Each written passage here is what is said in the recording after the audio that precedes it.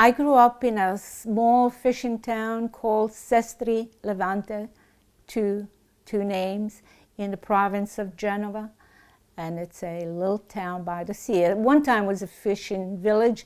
Now it has become a very sophisticated place. I'm one of 4 children, and 3 girls and 1 boy. But I also grew up with the extended family, not just the nuclear family, because everybody lived. The relatives live all in the in Sestri Levante. So everybody taught me how to cook. My mother, my grandmothers, my father, my grandfathers, both. And then I picked up from different family members, friends that share recipe, and listening to Le Comari describing what they made last night and now they're going to use the leftover. That was a great thing to have, the ability to use the leftovers and create a new dish. Going shopping was easy, and we went to a small town with a minimum amount of botteghe, and we went to the same places, more or less. There were no supermarkets, so you knew everyone. But also we had the great fortune of going shopping into my grandmother's farm. So we had everything. I came to the United States in the 60s. I had been here before as an exchange student. This time I came back as a bride with a husband, and loved everything about the United States. Oh, definitely, I think that the secret of cooking is love and affection, and no matter how long it takes. I mean, sometime my son say, "Oh, Mom, you haven't made this in a long time," and they're asking me for like focaccia. I mean, it takes quite a long time, and I'll make focaccia for them, and then you look at their faces, you look and you hear, "Oh, Mom, thank you, this is so good." It's so satisfying. It's another form of love that you get back. So, and I like that interaction. So it's giving, but it's what you get that is so rewarding.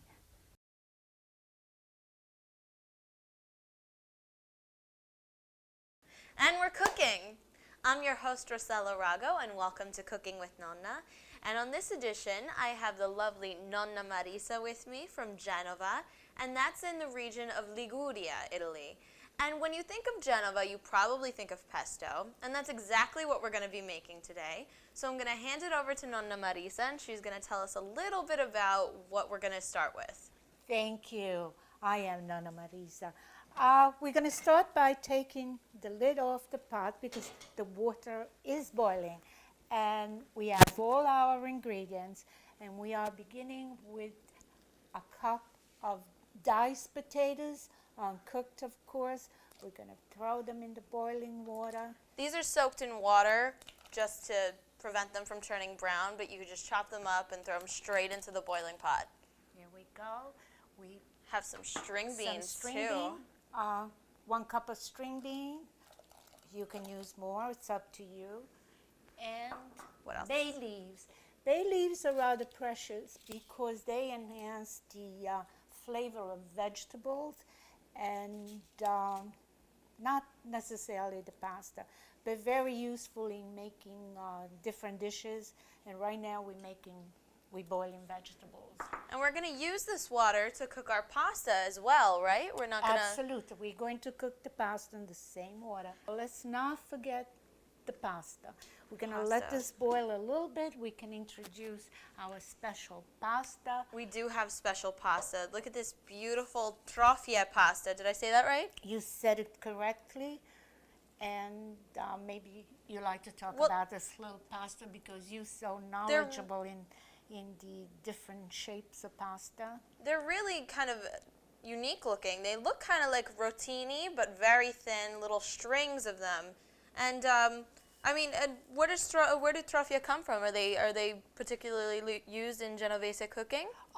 They are used now in many regions. The Genovese, in some part of Liguria, they also call Trofie gnocchi, the classic gnocchi made made with flour and Potatoes. potatoes. And if you can't find trofie for any reason, you could just substitute it with rotini, right? You can substitute them with rotini. Are perfect because the more the complexity of the pasta, the more pesto you get in them. And this is ready to go right in, and just a half a pound of pasta is Half a enough. pound of Trofie. Now we're covering the pot, and we're getting to We're gonna move on to the star our of our. pesto sauce. We're gonna move on to the star of our dish right now, our beautiful pesto sauce, and we have this incredibly fresh basil. It's so fragrant, and it looks like you grew this yourself. I did. It's Look so how fresh. luscious it looks. And we're going to go ahead and start our pesto sauce. And we have a very special tool to do this, and here it is. This is a mortar and pestle that actually looks like it came from ancient Rome. Can you tell me a little bit about this? Because I've never used a mortar and pestle before. Okay, it's marble. White marble is very old. It belonged to my grandmother. So did the pestle, which is all wood. It has an historical note because traditionally they would never use they would never have metal to touch pesto. Of course, they didn't have stainless steel, so it was marble and wood. Well, we are not nearly that superstitious nowadays, so you can use a blender or a food processor if you want. Don't worry about it. Thank goodness for blender. It takes a few minutes and you put all your ingredients and push a button. It doesn't make you less of a fine chef or anything, but I'm gonna try this because Nonna brought it for us today. She was nice enough, and I'm gonna take out a little frustration here. That's right. Also, with a blender, you miss the odor that emanates from the diffusion. Yeah, So- I mean, as soon as the leaves are broken, really, you get this wonderful aroma, this wonderful basil smell. Precious aroma. And now we can use 4 cloves of garlic and kill them, mash them to death, of course. Kill them? Kill them. Nonna says kill them. Kill them. Kill them.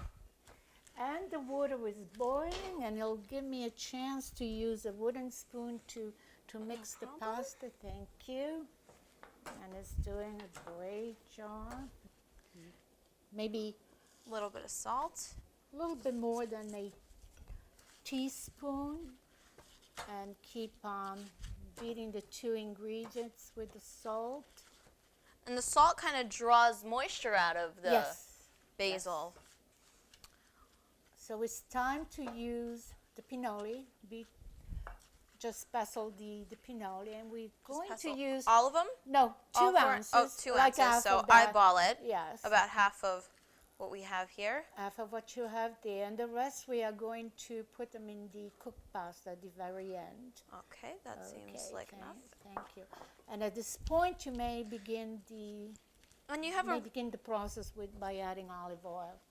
We're gonna add some olive oil. Now, I love pine nuts. I think they add great crunch to everything, a really nice smoky flavor. I mean, some people are allergic to pine nuts specifically, so is there any kind of nut you can substitute with? Walnuts would be, nicely peeled, will be a good substitute. Or you can do without pine nuts. I think some people just don't use pine nuts. I guess you can put a little more oil, and now we are on the verge More oil? of adding Parmesan from Parma. We can half cup. We're going to hold on to the half a cup when we dress the pasta, and this will create the paste-like texture that we need to have. And this is only one of 2 cheeses we're adding. Why are we using 2 cheeses? Simply because the other cheese, which is called pecorino sardo, the Genovese prefer to use pecorino sardo from the Isle of Sardinia, which is below the region of Liguria. So now we add 1 cup of pecorino romano, and we just keep on Whole mixing. thing? Yes, All of it? Okay. the entire. And now we have added the salt. We have added the 2 cheeses, the garlic, the olive oil. Now we keep on getting this paste-like texture that is so necessary, because all the ingredients become well amalgamated. And I'm looking at this, and it looks like it's cooked. So Pesto looks like it's ready to go. pesto almost. is ready to go. Pasta is ready to be to go also. So Let's here we go. start assembling here because I'm getting hungry just smelling this, frankly. And if you give me a ladle, we can add just a bit of water to dilute that, so it's easy to take off the walls of the. Now we're going to get the proper serving dish so that we can start our process. And don't worry about the water, because the water will be absorbed eventually by the pesto, by the potatoes. See, I'm pulling out, my friends, the bay leaves. Bay leaves. Because they have no purpose when I dress up the dish. They serve their purpose. And there's one more component to this dish. Absolutely. The small peas, or petit pois, if you like French, but they are Italian little peas, and they are uncooked. It's about 3/4 of a cup, I would say, and they will cook by the heat of the pasta and the other ingredients. See, that's so easy. You don't even need to pre-cook them. You can just toss them right in. And we're going to start adding this into our pasta. Okay, so now we spoon it in. And you don't even have to use this on pasta. You can spread this over bread, and it's a great appetizer. Oh, it's a great appetizer. Or if you need a snack, some Great crusty on vegetable, crackers. just simple vegetable. And I can't believe how fast we did this. This came together in... Isn't it amazing? It was incredible. Just amazing how fast we were able to put it together. We mix all the ingredients. Now we got a balance. We need to achieve some kind of balance. Meanwhile, it's still doing its own work. The pesto is absorbing into It is the beautiful. ingredients. Now We're going to top it with some extra I'm cheese going to because you top never it have with enough cheese. some extra cheese. If you are an olive oil person, you may want to put more olive oil, extra virgin olive oil. But I think we have used a sufficient amount. And I'm going to start decorating a little bit because And it's now- so beautiful. All the greens, the very vibrant textures that we have here. And pronto, you have a great dish. And I am so excited. I think I really want So to am taste I. this. So And thank you. Isn't it amazing? that flavor is And it's so pungent. so the way, wonderful, so fresh. Yes, fresh. It's got a really nutty texture to it, a really nutty smoky flavor from the pine nuts, and you can tell that this was made completely fresh. And although everything is fused, you can taste the oil, the pine nuts, the string beans, the potatoes, the pasta, and And it was so and quick. they come together so nicely. And quickly. This was wonderful. Thank you for teaching me how to make this, and thank you for being for my asking Nonna. me, and thank you. Wonderful woman. Thank you. We'll see you next time. Ciao. See you soon.